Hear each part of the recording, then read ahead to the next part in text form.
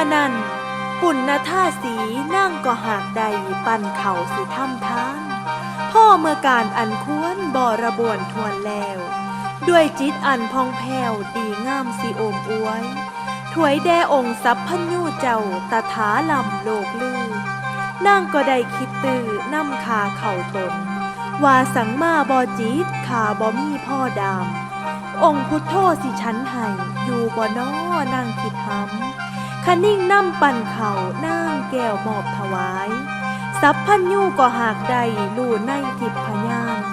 จึงสลองศรัทธาให้แก่นางท่าสีมีวจีน้ำตาลสิฉันเข่าปั่นไยพิจารณาปั่นเข่าให้กุศลใดแก่ผู้ท่าน